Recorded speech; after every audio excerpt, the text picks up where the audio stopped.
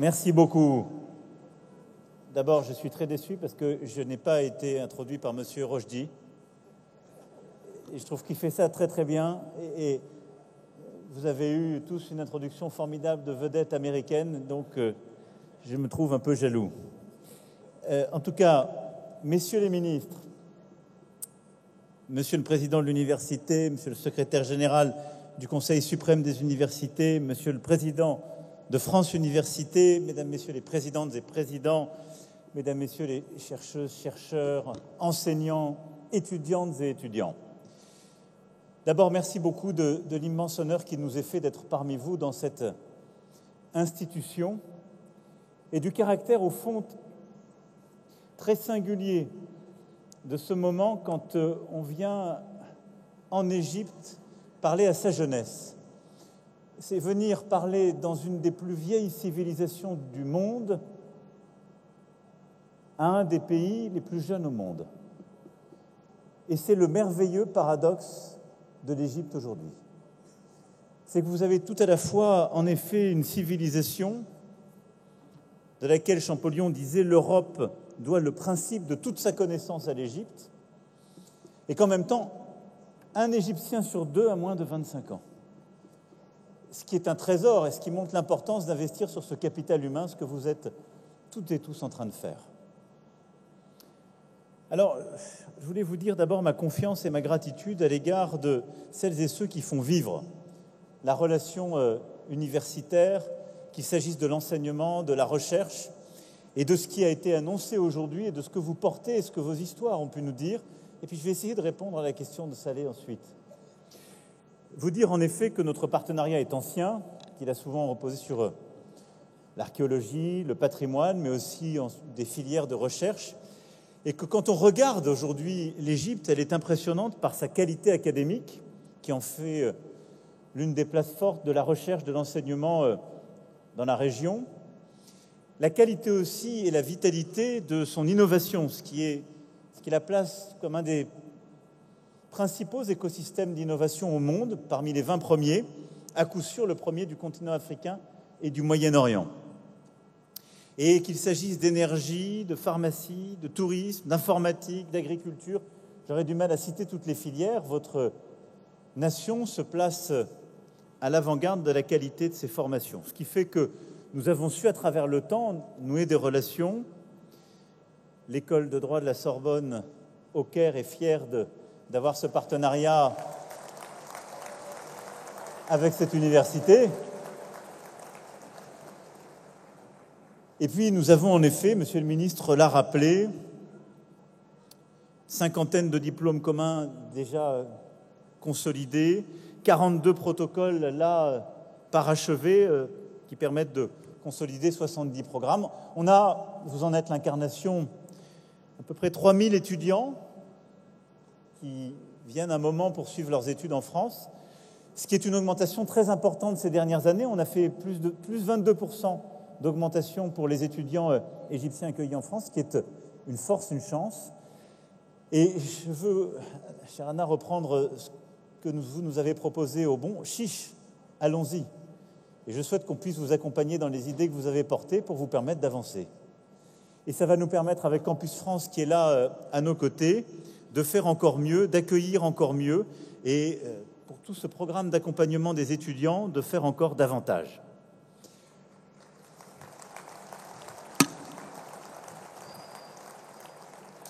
Alors ce partenariat avait été marqué par un tournant, il y a un peu plus de 20 ans, avec l'UFE, qui nous réunit aussi.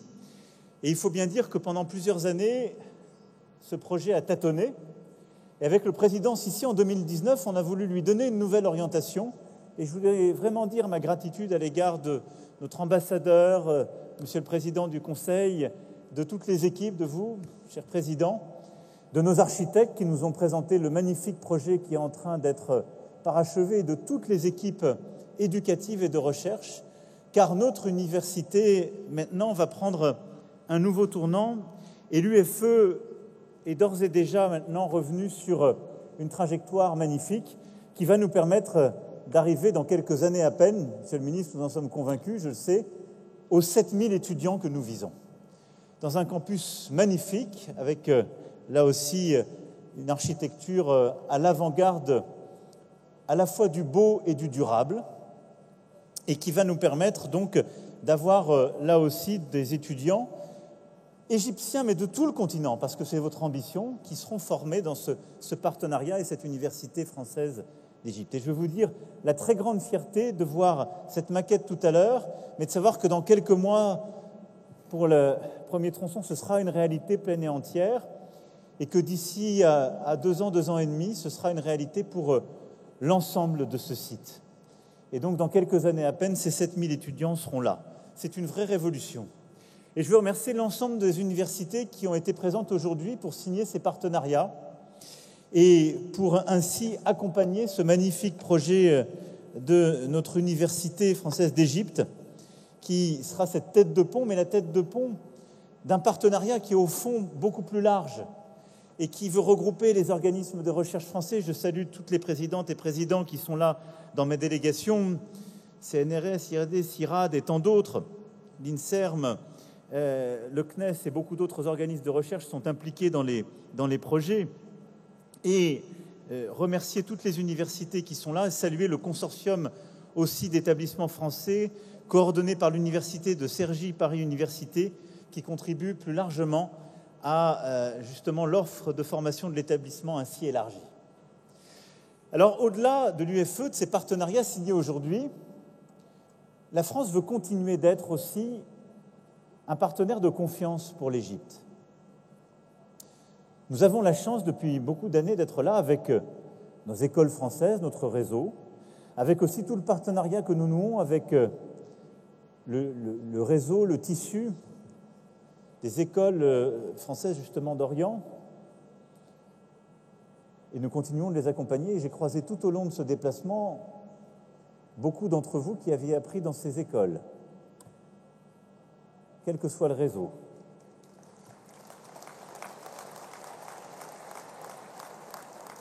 Je dis souvent, c'est notre carte du tendre.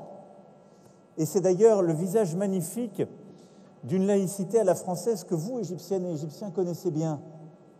C'est-à-dire qu'on peut avoir appris dans le réseau des écoles publiques françaises, mais chez les sœurs ou chez les frères, ici ou ailleurs, on a appris une langue qui nous unit, qui nous a appris l'universel. Et on les a appris même si on était d'une autre religion. Ici, dans ce pays où la fierté du président, il me le disait encore hier, est quand on ouvre une mosquée de pouvoir ouvrir une synagogue et une église. Et de le faire dans un pays qui porte ce goût de l'universel, cet amour de toutes les religions et cette conviction qu'elles peuvent vivre ensemble. C'est ça l'universel.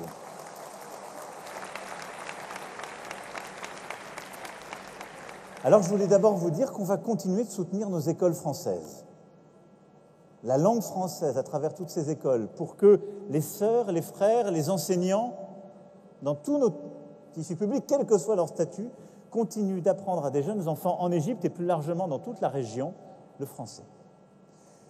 Ensuite, j'ai dit au président que dans les réformes qu'il voulait faire, nous voulons être un partenaire et que le français continue d'être au cœur du baccalauréat égyptien. Et même si c'était plus dans la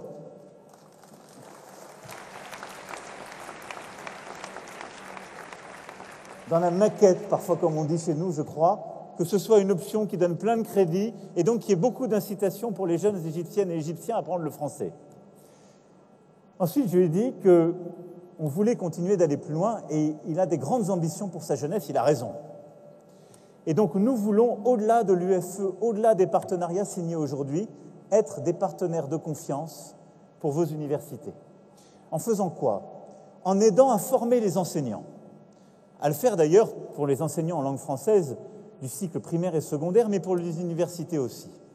Ensuite, en continuant à avoir des doubles diplômes et en donnant davantage de moyens à nos universités qui ont déjà signé aujourd'hui et qui sont vos partenaires, mais en contractant d'autres partenariats encore pour qu'il y ait plus de doubles diplômes.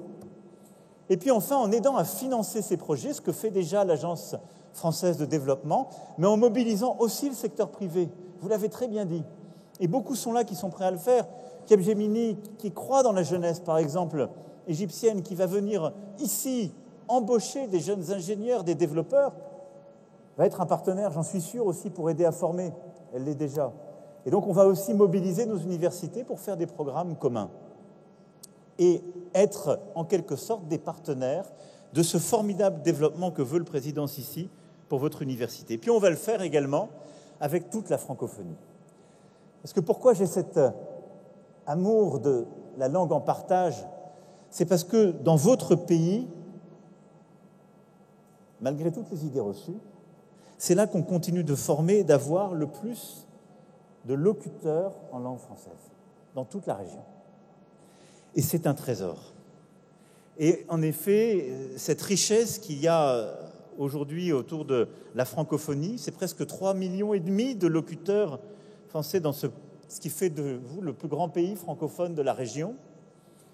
C'est un trésor sur lequel on veut s'appuyer. Et donc ces partenariats, on va aussi les renforcer avec la francophonie, l'université Senghor à Alexandrie, les 23 universités et institutions membres de l'Agence universitaire de la francophonie, et permettre à l'Organisation internationale de la francophonie, l'Égypte et la France, d'être aux avant-gardes de ce projet, de se dire on a ici un trésor, on a un pays où les moins de 25 ans, c'est près de 60 millions d'habitants. C'est fou. Et donc, on veut développer pleinement la francophonie ici. Et donc, je reviendrai en France et j'irai à Villers-Cotterêts. Je vous invite tous à venir visiter Villers-Cotterêts, où nous avons le lieu où, en France, notre langue est devenue la langue administrative qui a unifié le pays par une décision de François Ier au XVIe siècle. C'est le lieu qui a vu naître Alexandre Dumas, qui vous a tous fait rêver, que vous l'ayez lu en français ou pas, et qui est maintenant l'épicentre de la francophonie, parce qu'on y a fait la Cité internationale de la langue française et un des lieux où on va permettre de former les maîtres en langue française. Et donc, nous allons, avec la francophonie aussi, être au cœur de ce projet. Donc, voilà ce que je voulais vous dire. Et le cœur de ma présence aujourd'hui, c'était ça. C'était vous dire ma confiance dans l'université, les grands programmes de recherche égyptiennes et égyptiens, notre volonté, notre confiance avec le président Sissi d'ouvrir ce nouveau cap pour l'Université française d'Égypte, mais plus largement, cette ambition que je veux porter avec vous pour ces programmes de recherche, d'enseignement, cette jeunesse et la langue française dans ce projet. Maintenant, ça, c'était mon discours à l'origine. Mais ça allait me poser une autre question, c'est quel est mon avenir ? Et qu'est-ce que vous voyez pour moi ? Alors, ça ouvre évidemment un continent, mais au fond, le faire ici, dans cette université, et essayer de vous répondre à vous, c'est m'adresser plus largement à toute cette jeunesse qui est une chance pour votre pays, pour le continent et pour nous tous, parce que c'est notre avenir.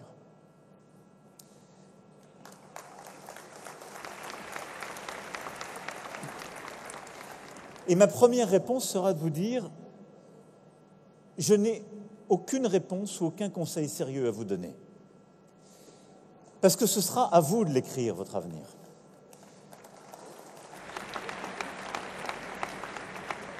Mais ma conviction profonde, c'est que notre responsabilité à nous, plus âgés que vous, c'est de vous donner toutes les chances pour pouvoir, à chaque instant de votre vie, pour pouvoir vous poser librement cette question et choisir votre avenir. C'est d'être sûr que par le savoir, par l'apprentissage, parce que vous pourrez conduire, cette réponse ne sera jamais dictée par d'autres, que vous aurez toujours le luxe de poser à quelqu'un « qu'est-ce que je dois faire ? Quel conseil me donnez-vous » Parce que ça voudra déjà dire que vous êtes en situation d'être autonome, c'est-à-dire de pouvoir choisir vous-même, sur la base de conseils qu'on vous aura donnés, votre chemin à venir. Et c'est ça la responsabilité qui est la nôtre. Et au fond, rien d'autre. Pas de vous dicter le chemin, mais de vous mettre en situation de pouvoir choisir cet avenir et de le choisir vous-même, ce qui est stricto sensu la définition de l'autonomie. Alors, je dirais, la première esquisse de réponse que je pourrais faire à Salé et à vous tous ici, c'est d'étudier d'apprendre pour pouvoir inventer, innover, comme vous avez commencé à le faire. Parce que ma conviction, c'est que vous serez dans un monde où vous pourrez choisir l'avenir si vous n'avez pas simplement à consommer, à vous voir imposer des innovations qui seront faites ailleurs. Et notre défi à nous, Européens, Africains, c'est de pouvoir être des lieux d'excellence, d'enseignement et de recherche où on va continuer d'innover pour inventer notre avenir, pour le façonner, le faire avec nos valeurs, avec l'excellence de nos talents, mais ne pas avoir un avenir qui sera dicté par d'autres. C'est la clé. Et donc oui, étudiez, apprenez, inventez, innovez pour être à l'avant-garde de l'esprit humain, parce que c'est ce qui vous permettra de dessiner le monde dans lequel vous vivrez. Ne soyez pas des consommateurs de ce monde. Ne vous laissez pas dicter ce monde. Ça n'est pas un avenir de consommer les innovations qui sont faites en Chine ou aux États-Unis. C'est un avenir de faire ces innovations, de les inventer au Caire ou à Paris.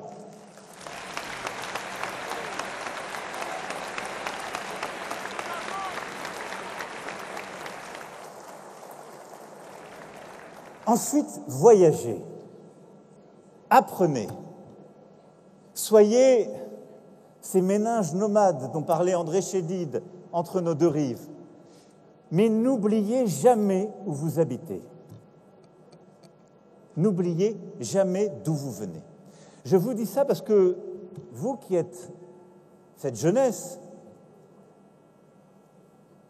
nos générations ont fait de terribles erreurs. On a pensé, beaucoup ont pensé, que pour réussir, il fallait voyager et oublier d'où on venait, qu'il fallait forcément aller ailleurs, et qu'au fond, il y a eu une forme d'élite mondialisée qui s'est installée là et qui a parfois oublié qu'on ne réussissait jamais tout seul. Et je vous le dis pour vous qui commencez déjà à être un succès reconnu par vos pairs. Le seul succès qui compte, c'est celui qui permet à votre pays, à vos voisins, de vivre mieux.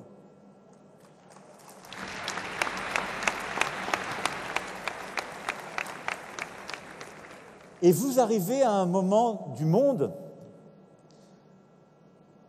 qui fait peur, j'en ai conscience, qui est en pleine bascule. La région fait peur, le monde fait peur. Les certitudes sur lesquelles tout s'appuyait depuis tant de décennies sont en train d'être bousculées. N'ayez pas peur de cela, vous avez inventé un monde à venir. Mais le monde auquel moi j'ai appartenu, c'était un monde où on a voulu nous faire croire que c'était la fin de l'histoire, la fin du tragique, et qu'il n'y avait plus de frontières. Ça n'est pas vrai. Et les élites dans ce monde-là avaient considéré qu'en quelque sorte, le plus de frontières, c'était pour elles. Parce que les gens les plus modestes continuaient à avoir des frontières. Ils n'avaient pas beaucoup bougé, ils ne voyageaient pas beaucoup plus, et ils n'avaient pas toujours le juste retour de ce monde mondialisé. Et donc, vous avez à inventer un monde qui doit continuer à avoir une discussion internationale pour le meilleur, mais qui doit penser le juste retour pour les endroits où nous vivons, pour que les équilibres soient maintenus, pour que la justice se tienne.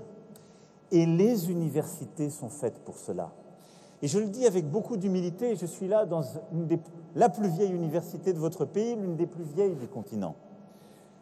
Et dans un monde où l'innovation semble tout bousculer chaque jour, regardez la vieille Europe, regardez mon pays, regardez tous les pays d'Europe. Moi, je suis frappé, j'ai fait tous les pays de l'Union européenne.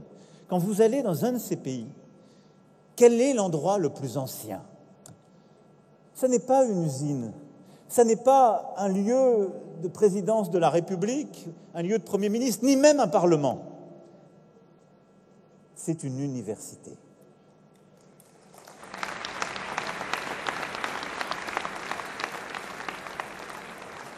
Les universités sont les lieux les plus anciens qui existent. 11e, 12e, 13e siècle. Parce que ce sont ces lieux où l'universel, par le savoir, a essayé d'être conçu à un moment qui a permis le progrès de tous dans une société. Chérissez ces lieux. Ne vivez pas dans un monde sans lieu, atopique, dans un monde en quelque sorte qui deviendrait liquide. Chérissez ces lieux de savoir où l'universel se pense par le savoir, par la coopération des esprits, mais au service justement de chacun. Aimez les universités, faites-les grandir. Elles sont plus que jamais à la mode parce qu'elles sont ces lieux les plus anciens qui nous ont permis de penser l'universel.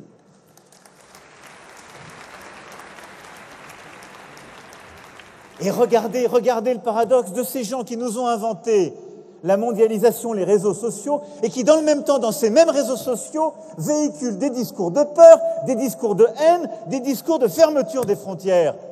C'est eux qui sont paradoxaux, pas nous. Et donc, il faut aimer un monde où les idées circulent librement. Il faut aimer un monde où on n'a pas le droit d'interdire le savoir. Il faut aimer un monde où on n'a pas le droit de dire à un chercheur « tu n'as pas le droit de chercher sur cela ». Tu n'as pas le droit d'utiliser ce mot dans ton programme de recherche. Où la recherche doit rester libre, académique, indépendante.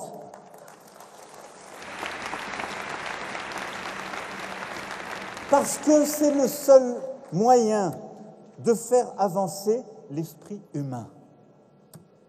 Chérissez ces lieux. Et donc, pour votre génération, sortez des réseaux sociaux, allez dans les universités, apprenez, inventez, soyez libres par le savoir, l'esprit critique, par la compréhension de l'autre plutôt que par l'invective.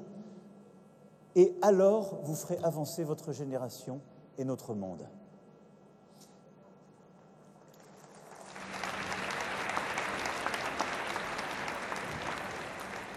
Parce que qu'est-ce qui me fait peur, pour vous les plus jeunes et pour nous tous, c'est que nous sommes entrés dans un monde où il y a une forme d'inversion des valeurs. Et où, là où dans les démocraties les plus grandes, on devait d'habitude guider, on regarde vers l'arrière. Qu'est-ce qui fait que nous nous trouvons là aujourd'hui, que nous pouvons inventer, qu'on peut parler d'intelligence artificielle, de technologie verte, qu'on peut parler des innovations qui vont changer la santé ou que sais-je? C'est parce qu'il y a cette sédimentation des savoirs à travers le temps que les meilleurs esprits ont appris, consolidé, et qui permet à d'autres d'innover aujourd'hui, et qui, par l'alliance des intelligences, des femmes et des hommes et du capital, permet à l'humanité d'avancer. Mais tout ça repose sur quoi?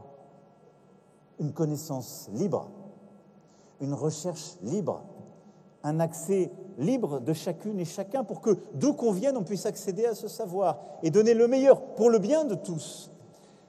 La construction d'un esprit critique pour chacun, qui permet d'être libre, qui permet de regarder le monde qui est devant nous en essayant de le comprendre, en le critiquant, qui permet d'apprendre, peut-être de croire ou de ne pas croire, mais de ne jamais être l'otage d'une idéologie. Et qui permet, ce faisant aussi, de bâtir un rapport à la vérité qui seul nous permet de vivre en société. Et nous entrons dans un monde largement construit par ceux qui étaient supposés donner exemple, qui est quoi depuis quelques années? Le complotisme. Ce virus est-il un virus? Ce vaccin est-il un vaccin? Ou ceci ou cela, et toutes les idées les plus folles. En quelque sorte, la fin d'un rapport à la vérité factuel, scientifique, qui est en quelque sorte la fin d'un rapport au savoir, la fin même de la possibilité d'un savoir. Les mêmes aujourd'hui sont en train de fermer ce savoir en cassant des programmes de recherche, en empêchant des chercheurs de voyager, en construisant en quelque sorte une réalité postmoderne, mais même pas une réalité, une inversion des valeurs qui consiste à dire « je ne crois pas dans ta recherche, donc je t'interdis de la poursuivre ». Parce qu'elle ne sert pas en quelque sorte mes intérêts. Mais la recherche, l'université ne sert pas des intérêts, si ce n'est l'intérêt général, c'est-à-dire la possibilité d'apprendre, de savoir, et un savoir qui est au service de l'humanité tout entière, et qui peut-être fera émerger ici un talent qui gagnera beaucoup, peut-être là un autre talent qui ne gagnera rien, et qui sera plus grand encore. Mais elle fera progresser l'humanité tout entière. Et donc, je vous le dis pour vous, Sally, et je vous le dis pour vous toutes et tous. Résistez, innovez et inventez, Apprenez, apprenez, apprenez. Ne respectez qu'une autorité, celle de vos maîtres, car cette autorité repose sur quelque chose. Ils ont lu plus de livres que vous. Et c'est la seule autorité qui compte. Apprenez l'esprit critique et accumulez les savoirs pour être véritablement libre, libre de choisir. Inventez et doutez, doutez chaque jour. Mais construisez un rapport solide à la vérité, le seul qui vous permettra d'avancer, de mettre un pied devant l'autre. Construisez la seule culture qui vaille, celle du respect. Respect des textes, respect des faits, respect des autres. Et essayez d'inventer ce monde que nous avons pour l'instant échoué à bâtir. Un monde ouvert, où les talents et les idées peuvent librement circuler, et où les plus talentueux essaient de bâtir pour l'intérêt général ou pour que chacun chez eux vive un peu mieux. C'est l'avenir que je vous souhaite et rien d'autre. Merci pour votre attention. Et vive l'amitié entre l'Égypte et la France, et vive la jeunesse de nos deux pays, celle dans laquelle nous devons mettre notre espoir, et celle qui ne doit céder à aucune tyrannie du moment, à aucun impérium d'où qu'il vienne. L'avenir, c'est vous.